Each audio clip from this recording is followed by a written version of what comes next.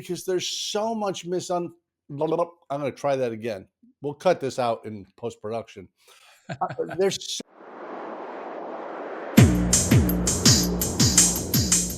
Pat, I keep bumping into people, and I'm curious if you have this same thing where I'm running into people 25, 30, 40 years old who are like, the hiring boom is over. That ship has sailed. My dream is squashed. I'm never going to be an airline pilot. There are no opportunities. And I could not disagree more fervently. Do you have a sense of this? Is it all over? Is the airline business locked up and there's no more room for new people? Well, I have one word for that, Jamie, and that is balderdash. Please, please. These things, these terms the kids use today, I don't get them all. That's just malarkey. Well, I'll tell you, I have some evidence to support the position that you've just stated so eloquently, and it comes from jasonblair.net. Now, I should preface this by saying Jason's not just some guy I met in a 7-Eleven parking lot. Jason started flying when he was 15. He's a CFI. He's a DPE just like you, Pat. He was the executive director of the National Association of Flight Instructors at one point. This guy really knows what he's talking about. And if you go to jasonblair.net, right after you subscribe to this channel, click the like button and prepare to leave a comment below, because this one's going to blow your mind, especially if you were thinking of doing this flying thing professionally. Pat, Jason has some great stuff on there with graphs and charts and, almost like Arlo Guthrie with Alice's Restaurant with the 8x10 color pictures with the circles and arrows. A paragraph on the back. There you go. This is, if you're not familiar with that, go look up Alice's Restaurant. It's the best 25 minutes you'll ever spend. But, he makes a really good point. 45% of ATPs, the people who fly airliners, are between 50 and 65. And currently, retirement is mandatory at 65 for the airlines, which means nearly half of the population of airline pilots will be retiring in the next 15 years. Pat, I think this means it's a golden opportunity to get your certificates, build your time, have your credentials, start figuring out where you want to go. And in 5 years, those gates are just going to open up. Well, they're opening up now, Jamie. They're opening up at a slightly lower rate. There's a lot of reasons for that. Sim time is sometimes a little challenging. I've got a young friend who flies for Southwest Airlines now, but he waited for months to get some sim time towards his initial operating experience. And he actually had to go to Paris, France, and I don't mean Paris, Texas. I mean Paris, France, to get his sim time. Now you might say, "Oh my goodness, he's got to deal with Paris," and I felt for him for about a minute. But the fact of the matter is that sim time is right now kind of dear, and it also has to do, I think, to some degree with how quickly people are being able to move up to the majors from some of the regionals. So things have slowed down a bit. But as you know, Jamie, this has always been a cyclical business. And if you look over time, the curve is rarely ever flat in terms of hiring. It'll go up and it'll go down, it'll go up and it'll go down a little bit. Sometimes it goes down a lot. But at the end of the day, if you draw a line, the curve is always up. Everybody said that after 9/11, airline travel was dead. Yeah. It came back with a vengeance. After COVID or during COVID, airline travel is dead. Boy, it came back with a vengeance. Well, and I'll tell you, back in the early 60s, in the golden age, the 707 had just come out, jet travel, intercontinental. Pan Am was the biggest airline in the world. And if you were 28 years old, they wouldn't hire you to be a pilot. Only 27 and below. That restriction is gone now. And they are hiring people in their 50s. They'll hire a 60-year-old because I can get 5 years out of you. So whatever your age is, it really is just a question of looking at what do I have now and what do I need to be competitive in that spot? Because there's about 185,000 ATPs out of a total 650 or so thousand pilots. All right. And as we said, nearly half of them are going to be retiring in the next 15 years in an industry that's growing. So the likelihood of there being no job is pretty slim. The likelihood of you not having the credentials, now that's something different, and that's entirely within our control. No, that's entirely within the applicant's control. There's no doubt about that. Here's another anecdotal story. Another dear friend of mine, and I think I've told this story before on the channel. A dear friend of mine spent 30 years of his career as a project manager for Shell. Been flying for years, had all of his certificates and his ratings and things like that. Not his ATP, but he had his instrument ratings, multi, and all that kind of stuff, and lots of hours, way more than 1,500. And at age 54, he took a buyout from Shell and applied to and was accepted at age 54 at SkyWest. Within a year, he was in the right seat, and within a very short period of time after that, he was moved over to the left seat, and he flew there for several years up till he actually left there just before mandatory retirement age, and he's now in his he's probably 66, maybe 67 years old, and he's flying Gulfstreams all over the world on a Part 135 operation. So here's a guy that spent the bulk of his career doing something other than flying for a living, and very late, relatively late in life, decided to make a career change. And I'm actually seeing quite a lot of that. I've had a number of emails and telephone calls from people that have gotten my name somewhere, including from this channel, that are asking me, I'm 40 years old. Is it too late? And I'm telling them enthusiastically, it's never too late. I just had Um, that exact conversation with somebody who's pushing 40 and he's wondering if it's that ship has sailed for him. And it's like, no, you could easily be at a major in 5 years and you would have 20 years at a major. And of course, the sooner you get there, the better, because every extra year is an extra year at the top of the pay scale. Everybody starts at the bottom. But I'll tell you the flip side of that 54-year-old guy in a career change. I know a kid, I call him a kid, he's not a kid, but I'm 100 years old. So 5 years ago, he was a line guy at my local airport, and he was a yeah, great line guy. yeah. And he owned this little two-seater, kind of like a 150, but not quite. And he was great. Every day off, he would go fly someplace. And I distinctly remember this. I was talking to him one time, and he's planning out across country. Remember, I'm in Central Florida, and I asked this kid, "Where are you going?" He goes, "Boston." And I'm like, Massachusetts? He goes, yeah, I get the weekend off, so I'm going to fly to Boston. And it's like, what a great way to build time in a very affordable airplane. That kid who was 5 years ago a line guy at the airport pumping gas and sweeping up is now a first officer for a major. And he's doing just terrific. It really is possible.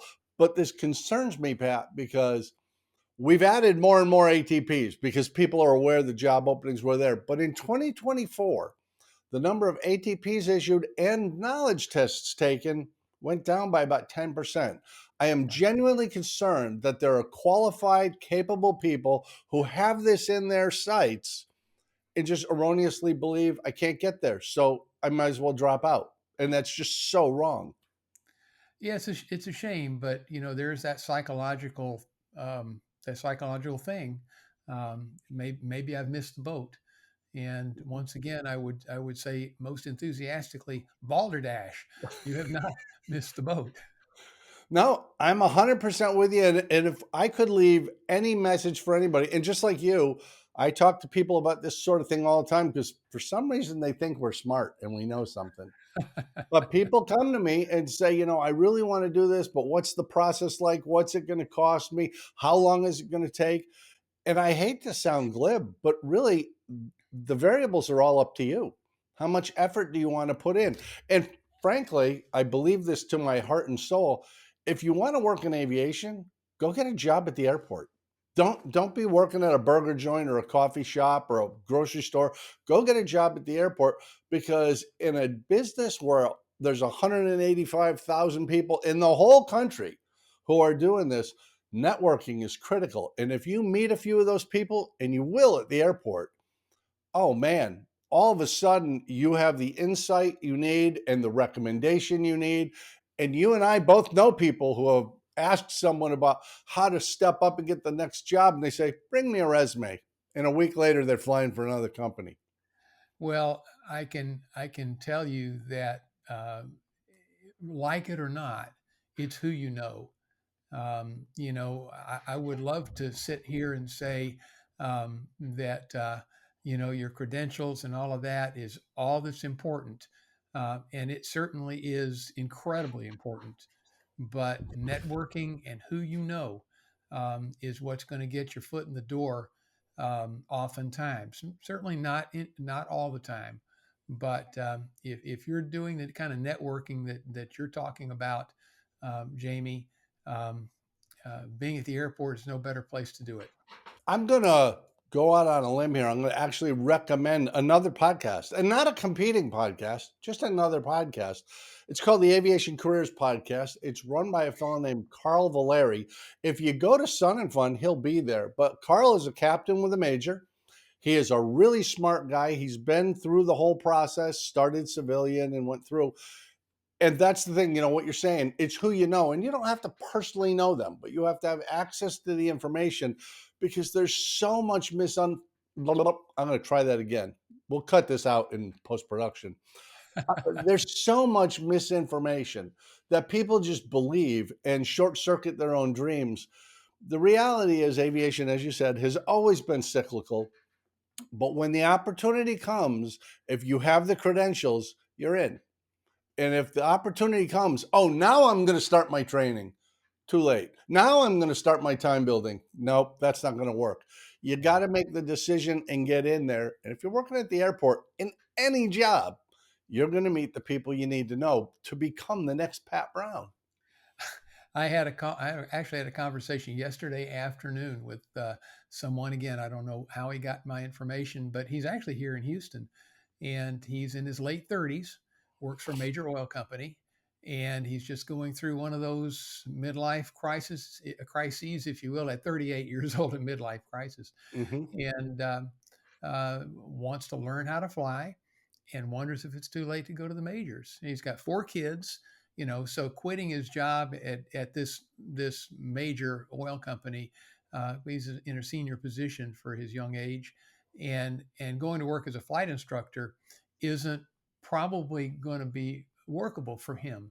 Mm-hmm. But we talked about, look, by the time you get your private instrument commercial, go ahead and get your flight instructor certificate if you want, so that you've got it. Get your double I if you want it. By that time, you're going to have conservatively somewhere around 300 hours of flight time. Buy a Cessna 150 and fly the donkey out of it, because Mm-hmm. you're not looking. You and I have talked so many times, Jamie. It's not about distance; it's about time. Mm-hmm. So get that Cessna 150 that's slower than the second coming of Christ, but it will get you where you want to go, and it will do it slowly so that you're able to build that time. And he thought that, that might be something that he could actually do. And then just set yourself a goal. I'm going to fly this many hours every week, weather permitting. I'm going to fly this many hours every week, and don't not go just because uh, I just I don't want to do it today. It's absolutely true. And somebody gave me this advice when I started, and I realized I wanted to do this a career. And they said, just go buy a tri pacer and fly the heck out of it. And I'm like, that's crazy. I'm not spending that kind of money. It would have saved me thousands and thousands of dollars. It Right. would have been so great. And I know people today who are now getting on with the regional airlines. They started their training. They bought a cheap, ugly, slow airplane that doesn't burn a lot of gas, and they Yeah. throttled back in cruise. And they just built up a ton of time at $30, $40 an hour, or they Yeah. flew with somebody and were building it for $20, $25 an hour. Yeah. Now they're where they want to go. And exactly right. I have access to the airplane. I don't have a scheduling problem. I learned so much because I do maintenance with the mechanic. It really is a viable thing. And the difference between that job opening comes up and I have 2,000 hours and I've been doing instruction and I've been ferrying airplanes and I've been an owner. I'm in. I'm getting into the class. Life is good. Whereas I got 800 hours. I'm almost there. We're real sorry. You probably should Yeah. have built up some more time. You know, So, like you, like you, Jamie. I have another friend that he's a captain now for a major, and has been has again kind of left a job in a midlife crisis, if you will, in his early 50s, and ended up buying a Cessna 150, and flew it for hundreds of hours. Flew it out to California, flew it all over the West Coast, to seeing family and so on and so forth, building time, and sold it for more than he paid for it, Mhm. and with the appropriate number of hours to go ahead and be able to step into an ATP class and eventually a type rating and so on and so forth. And now he's a captain at a major, and he has been for the last couple of years. Seniority is everything. You know, we talked about getting started. There is no time like now, because every single day that someone delays is one less day of seniority. And as any airline pilot will tell you, seniority is king. It Oh, is the yeah. absolute most important thing. Absolutely true. So I guess the takeaway from this, Pat, if you're 17, if you're 35, if you're 50, even if you're 60 and you think you want to do this professionally, start. Just start, because the options are there. And even if you're 60 thinking, well, retirement for the airlines is 65, it's not worth it. There is no retirement deadline for Part 91. There's private jet pilots, all kinds of things. As long as you're healthy enough to fly, keep on flying. So right after you click like on this video, because didn't you learn something, and subscribe to the channel, because this is the kind of stuff we come up with all the time. Leave us a comment down below. Are you on the track to become a professional pilot? Do you have some advice or some challenges that maybe we can help you leap over? Whatever the case may be, just remember that Pat Brown has your back, and I'm kind of interested too. And we'll see you back here next time at MadPropsAero. Adios.